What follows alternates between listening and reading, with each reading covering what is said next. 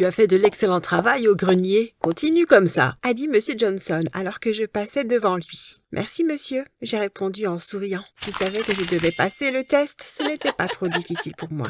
Je suis presque sûre d'avoir obtenu les meilleures notes de toute la classe. J'ai continué à marcher jusqu'à arriver à mon casier, puis j'ai tapé mon code avant d'ouvrir pour récupérer mon manuel de chimie quand j'ai senti une odeur bizarre. L'odeur était tellement forte que j'ai dû faire quelques pas en arrière. J'ai regardé le casier et j'ai découvert la source de l'odeur, qui était du fumier. Probablement celui utilisé pour les diverses plantes qui pouvaient être trouvées dans l'école. Qui a pu faire quelque chose comme ça? Je me suis demandé. Je me suis vraiment sentie mal quand la réponse à ma question s'est retrouvée juste devant moi. J'étais sûre que c'était Anne et ses deux amies, Agnès et Gloria. Tout au long du semestre, elles ont toujours essayé de me rendre la vie difficile. De toutes les façons inimaginables. Même si elles ne cachaient pas mes manuels, elles répandaient de fausses rumeurs à mon sujet. Mais cette fois-ci, j'en avais assez. Je suis allée directement au bureau du directeur, mais son secrétaire m'a dit d'attendre, car il y avait déjà quelqu'un avec lui. Je me suis assise à la réception folle de rage. Et après quelques minutes, Anna est sortie du bureau en souriant. Dès qu'elle m'a vue, son sourire s'est élargi, comme pour me hanter de ce qu'elle m'avait fait.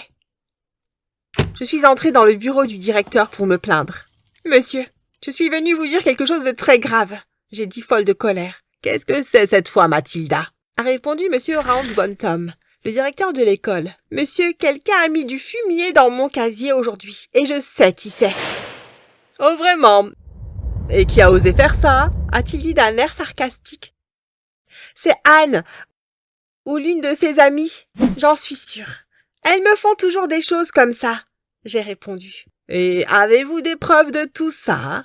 a répondu Monsieur Roundbottom. « Des preuves? Bien sûr, je n'ai aucune preuve, et je ne crois pas avoir besoin de preuves. Personne d'autre dans cette école ne me fait de telles blagues stupides à part ces trois-là. Elles me font toujours ça. Elles se moquent de moi. Eh bien, je regrette, Mathilda, si vous n'avez aucune preuve que ce soit elle, il n'y a rien que je puisse faire. Je ne peux pas punir des étudiantes innocentes. » « Innocentes? Je viens de vous dire qu'elles ne l'étaient pas. Elles sont coupables, et je suis la victime. C'est parce qu'Anne est votre fille, n'est-ce pas? Et vous essayez de la protéger. Ce n'est pas la première fois que je vous parle de ces actions, et pourtant vous continuez à ne rien y faire. » J'ai dit folle de rage. « Ce sera tout, Mathilda ?» m'a dit Monsieur Roundbottom, en me faisant sortir de son bureau. J'ai frappé du pied, puis je me suis levée de mon siège avant de sortir du bureau, claquant la porte derrière moi. Sur le chemin vers ma classe de maths, j'ai croisé Jacob, le capitaine de basket-ball de l'école, et qui était aussi le petit ami d'Anne. C'était le garçon le plus beau et le plus populaire de l'école, donc il semblait juste qu'il sorte avec Anne, qui était la plus belle et la plus populaire fille de l'école. Ils étaient en quelque sorte comme un couple puissant à l'école, et tout le monde les admirait. Enfin, tout le monde sauf moi. J'ai réussi à entrer en classe juste à temps, et une fois assise, le prof a annoncé qu'il y avait un test. Tout le monde a commencé à se plaindre puisque personne ne s'était préparé à ça. Mais le test a quand même eu lieu. À la fin des cours, le prof de maths m'a appelé pour m'informer que j'avais très bien répondu aux questions. Il m'a également dit qu'un concours régional de maths devait avoir lieu bientôt et m'a encouragé à m'y inscrire. Ce que j'ai fait. Après m'être inscrite, j'ai passé une étape préliminaire et avec d'autres personnes, j'ai été soumise à d'autres tests pour qu'il ne reste qu'un seul candidat. Je suis sortie victorieuse à l'étape préliminaire et j'ai été choisie comme candidate unique pour représenter mon école dans la compétition régionale. La compétition devait avoir lieu au cours du week-end dans une ville voisine et les dépenses étaient couvertes par mon école. C'est une expérience incroyable pour moi car je n'avais jamais été en dehors de ma ville. Le jour J est arrivé et je me souviens avoir été nerveuse ce jour-là. J'avais beaucoup étudié jusqu'au matin même de la compétition. Quelques heures plus tard, le concours régional avait pris fin et une fois de plus, j'ai été déclarée gagnante. Cela signifie que j'ai eu la chance de devenir la championne nationale du concours de maths. La nouvelle de ma victoire au niveau régional s'est répandue dans ma ville. Ma ville n'était pas très grande et donc des nouvelles comme celle-ci voyageaient très rapidement. Et avant même que je m'en aperçoive, presque tout le monde dans ma ville ne parlait que de moi. La chaîne de télévision locale est même venue à mon école pour m'interviewer et qui s'est déroulée tout au long de la semaine. Du jour au lendemain, je suis devenue une célébrité locale. Ce statut de célébrité s'étendait sans aucun doute jusqu'à dans mon école. où chaque élève connaissait soudainement mon nom. Et chaque prof m'a utilisé comme un exemple brillant de pourquoi les étudiants devraient toujours travailler dur. J'étais maintenant la personne la plus populaire de mon école. Encore plus populaire qu'Anne et ses amis, alors qu'elles ne s'entendaient pas bien entre elles, comme j'allais le découvrir. La semaine suivante, un autre test a été organisé par un prof, et comme d'habitude, je savais que ça n'allait pas être un problème pour moi. Je m'attendais à avoir les meilleures notes comme d'habitude, et j'ai souri quand j'ai terminé avant de rendre ma feuille. Tout au long de la même semaine, une série de tests ont été organisés par différents profs, et j'étais confiante dans chacune de mes réponses. Alors imaginez ma surprise quand la semaine suivante, j'ai reçu toutes mes feuilles corrigées et que j'ai échoué lamentablement dans tous les sujets. J'ai dû me nettoyer les yeux plusieurs fois parce que je n'arrivais pas à y croire. J'ai même vérifié le nom pour être sûre que c'était le mien, mais j'ai vu un gros F avec mon nom sur la copie. Pour aggraver la situation, le directeur m'a informé qu'à la suite de mes performances déplorables au test scolaire, je ne serais pas sélectionnée pour le concours de maths et quelqu'un d'autre serait choisi à ma place. De telles nouvelles m'ont été insupportables et je me suis précipitée dans les toilettes pour pleurer. Alors que j'étais dans une des cabines en train de pleurer, j'ai entendu des bruits de pas. Rapidement, j'ai entendu quelque chose qui a attiré mon attention. C'était Gloria. « Eh, vous avez entendu parler de Mathilda ?» a dit Gloria. « Ouais, bien sûr. J'ai entendu dire qu'elle avait échoué au test, qu'elle avait été retirée de la compétition nationale. » A répondu son ami. « Eh bien, c'est bien fait pour elle. Et tout ça grâce à nous. » Qu'avez-vous fait?